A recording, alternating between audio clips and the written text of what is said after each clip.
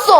আমি আমার জামাইয়ের সাথে, যে জামাই ছিল তার সাথে ভিডিও করে উঠছি। তুমি একটা থার মানে যে তোমার কিছু না তার সাথে তুমি ভিডিও করে উঠছো। তোমার ভাবে কখন তার সাথে এখন ভিডিও করলে তোমার জলে, হ্যাঁ জলে জলে দেখাই তো কথা বোকা। এখন কি তোমার কালাটা দিয়ে তোমার হয় না? তুমি জানো কেমন আমার সাথে যাদের কাজ হয়, যেমন সে একটা ড্রেসের লাইভে গিয়ে আমাকে নিয়ে উল্টাপাল্টা কথা বলছে। ভাই তুমি নিজে 10 মাস পেতে জন্মেছো, 5 বছরের তোমার বিয়ের সংসার, তোমার তো বাচ্চা হবেই। আমার আগে তোমার তাল মানে কি বলে চুল পাকনা তাল হয়ে গেছে, তো তোমার তো অবশ্যই তখনই বিয়ে হবে। মানুষ তোমাকে দেখা, তোমাকে মানুষ টিকটক থেকে চেনে, তোমাকে মানুষ মিউজিক্যালি থেকে চিনে, কিভাবে কাদের সাথে ভিডিও করে ভাইরাল হয়েছে সেটাও সবাই চিনে। হ্যাঁ, তোমাকে আমি এক্সট্রা কিছু বলবো না, কারণ তুমি তোমার মধ্যেই নাই। যেহেতু তোমার ডিভোর্স হয়েছে রিসেন্টলি, জামাইকে অন্য একটা মেয়ে দেখতেছো, তো তুমি তোমার মধ্যে নেই। আমি তোমাকে নিয়ে কেন কথা বলবো? তোমার জামাই আমি বলবো ঠিকই করছে, এক হাতে তালি বাজে না। তুমি বিয়ের আগে যা যা করছো সেগুলো সবকিছু আমার সাথে আছে। তুই নিজেই তো বাপ্পির খাওয়া, ভাই বাপ্পি আমার মামা হয়। দিঘি, তোমার মামার সাথে তোমার অবৈধ সম্পর্ক থাকতেই পারে, বাট আমার মামার সাথে আমার অবৈধ সম্পর্ক থাকবে না। যার কারণে বাপ্পি যেটাকে বলতেছো তোমরা আলু, তার যে সাথে যদি আমার কিছু থাকতো প্রমাণ দিত। ভাই আমি ইয়াসিনের সাথে রিলেশন করছি, ইয়াসিনের ডিরেক্ট কথা, আমার ফ্যামিলি তোমাকে হয়তো মানতে পারবে না, কারণ তোমার হচ্ছে যে ভিডিও তুমি করো সেটা হয়তো পছন্দ করবে না। যার কারণে আমি ওগুলো সব ছেড়ে আসছি। কারণ কি আমার সাথে তার সম্পর্ক থাকলে আমি কেন তাকে ছাড়বো? কোন বিজনেসে লস করছি?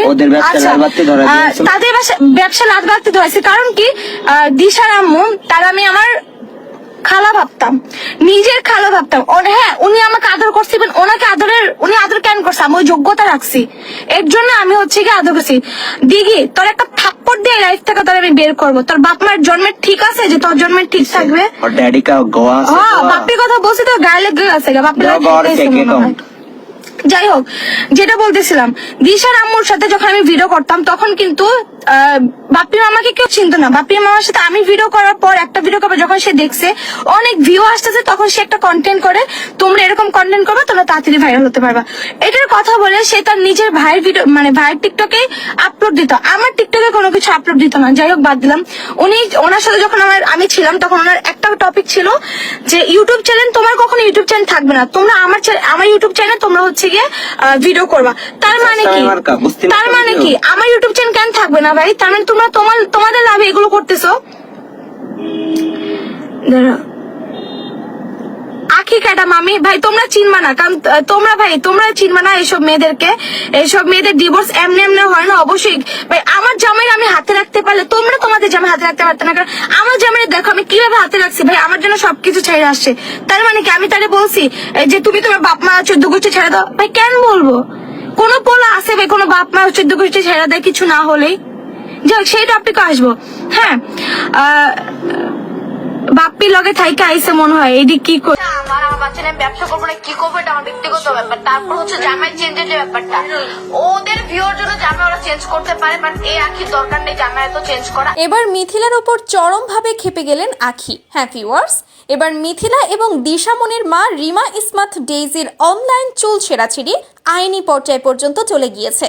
মাঝখান দিয়ে মিথিলার উপর চরমভাবে খেপে গিয়েছে আখি। তো হঠাৎ কি থেকে কি হলো, চলুন পুরো ঘটনার বিস্তারিত জেনে নেওয়া যাক। আমিও ভিউর জন্য অনেক সময় অনেক ধরনের কন্টেন্ট রেডি করি, ভিউ না হলে ভাই কেউ দেখবে না, ভিউ না হলে মিথিলাকে কে চিনতো? এবার শিশু শিল্পী দিশামনির মা রিমা ইসমাত ডেইজি, প্রাক্তন প্রেমিক বাপ্পি এবং প্রাক্তনের বর্তমান গার্লফ্রেন্ড আখির বিরুদ্ধে মামলা ঠুকে দিয়েছে কন্টেন্ট ক্রিয়েটর মিথিলা। তবে এই বিষয়টা নিয়ে কিন্তু চুপ করে থাকেননি আখি, বাপ্পি কিংবা দিশামনির মা।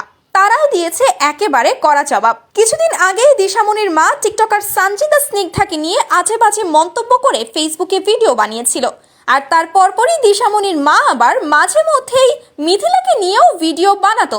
কখনো কখনো মিথিলাকে ট্রোল করে মিথিলার ভিডিও নিয়ে হাসি ঠাট্টা করতো, আবার কখনো কখনো মিথিলা যে মোটা হওয়ার ওষুধ বিক্রির ব্যবসা করে সেটা নিয়ে ফান করত।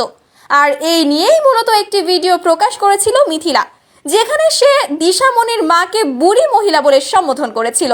এছাড়া বাপ্পিকে বলেছিল আলু, যে কিনা সব মেয়েদের সাথে খুব সহজেই মিশে যেতে পারে।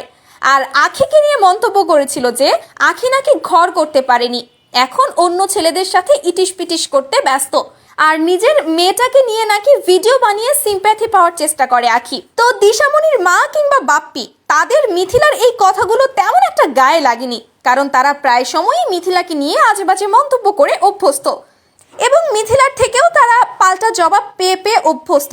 কিন্তু আখির জন্য ছিল এই ঘটনাগুলো একেবারেই নতুন, তাই তার জন্য এটা গায়ে লেগে যায়। সে এই নিয়ে চরমভাবে ক্ষেপে ওঠে।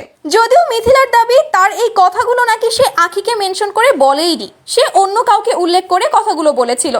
আর এই সমস্ত ঘটনা নিয়েই মূলত সে একটি আইনি পদক্ষেপ নিচ্ছে বলে নিজের ফেসবুক ওয়ালে একটি পোস্ট শেয়ার করেছে।